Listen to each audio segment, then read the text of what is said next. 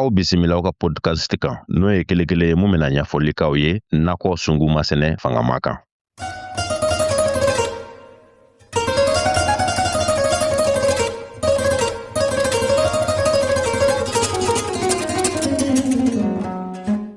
Saka, i bɛ nɛgɛjuru sira la? Karamɔgɔ an tulo b'i la. O yɛrɛ n ko karamɔgɔ ye kalanyɔrɔ b'i bolo kalandenw b'i bolo. Karamɔgɔ Christian bɔra ka kuma mun fɔ sisan nɔ nin fana nin nafa ka bon an ka lamɔ cogoya la kosɛbɛ. Fɛn min ye musow ye u bɛ se ka nin baara in kɛ nakɔ la, u bɛ se k'a kɛ foro la, u bɛ se k'a kɛ soforokun na, u bɛ se k'a kɛ hali so kɔnɔ yɔrɔ min bɛ yen ni mɔgɔ tɛ se yen nɔ, wala k'o labɛn dɔrɔn ka kɛ. Donc sɛnɛ mun don a mago tɛ yɔrɔba la, wala a bɛ se k'a kɛ hali minɛnw kɔnɔ i n'a fɔ po kɔnɔna ninnu na n'o y'a yɔrɔ ye. A nafama yɔrɔ fana ye mun ye i bɛ denw bɛ dege a la i sen fɛ sabu muso fana ye lakalanikɛla de ye. Muso fana ye maralikɛla, muso fana ye lamɔlikɛla de, muso fana ye ladonnikɛla de. Yala musow k'u sen don nin ko in na ani an ka mara taabolo ani denmisɛnninw ka cɛsiri a impact ye mun ye e bɛ se ka dɔɔni fɔ a la?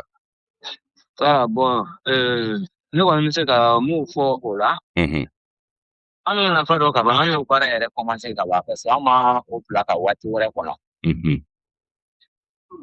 Voilà parce que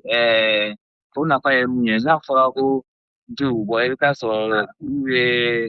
mɔgɔ caman faralen ɲɔgɔn kan o k'o de ma ko du pour que du ka jɔ sarati dɔw de b'a la. Donc o sarati ninnu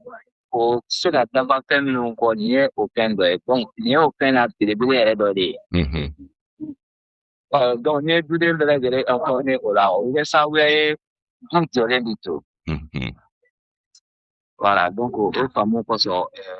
anw ma retard ta o la tuguni denmisɛnninw ka formation an y'o baara daminɛ hakili la n'o jaw yɛrɛ ci karamɔgɔ Christian ma ka ban a ye ja ninnu ye. Siga t'a la.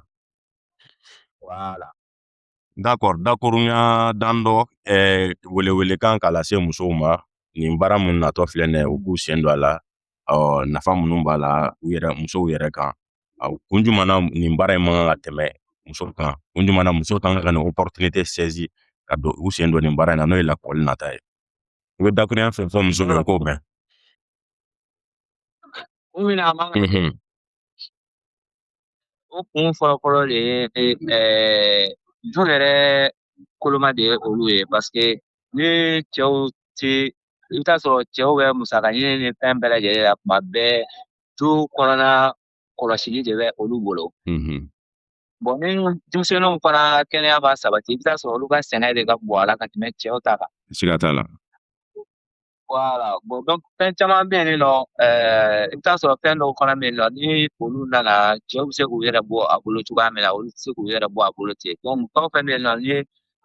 a bɛ jamana bɛɛ ka kɛnɛya concerné o ye fɛn ye min ni an balakaw kan ka cɛsiri a fɛ kosɛbɛ kosɛbɛ. Siga t'a la.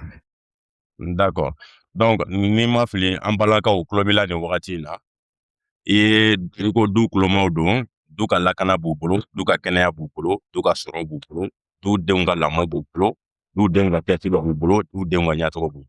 Donc ni yɛrɛ muso ta ka bɔ du kɔnɔ dɔrɔn a bɛ komi du lankoloyara quoi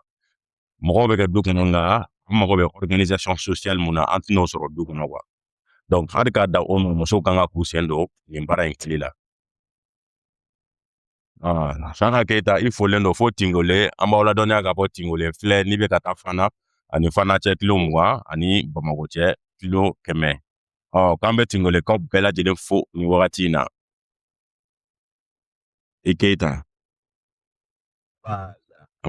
Donc foli ani kumakundo kuma an lamɛnbaga n'an filɛ jama fo. Lamɛnbaga bɛɛ lajɛlen ye kumakundo kuma kɔni ye mun ye o de ye ni mɔgɔ mɔgɔ bɛnna ni émission ye ni bɛnna ni kuma in ye i ka kunnafoni ɲɛɲini i ka kuma in lamɛn i kana teliya kuma in lamɛnni ma i k'a lamɛn i k'a dɔn k'a fɔ ko kuma nafama don mun ni a nafa bɛ jamana kan a nafa bɛ diɲɛ bɛɛ lajɛlen kan donc i ka kuma in lamɛn ka se a laban na o kɔfɛ n'i y'a lamɛn fana ka se a laban na i k'i hakili don a kɔnɔ ka faamu sɔrɔ n'i ye faamu sɔrɔ i ka a ɲini ka baara in kɛbagaw ye walasa i bɛ se k'a ɲɔgɔn kɛ cogoya min na parce que diɲɛ denyɛrɛla fɔlɔfɔlɔ n'o ye indépendance totale ye o de ye ka dun ka fa ka sabati ka kɛnɛya sabati donc o fila ye ɲɔgɔn sɔrɔ fɛn min kɔnɔna na hakilima man kan ka tɛmɛ o la donc bɛ o de lase a lamɛn jama in lamɛnbaa bɛɛ lajɛlen ma bɛɛ lajɛlen b'a mɛn i Keyita an b'a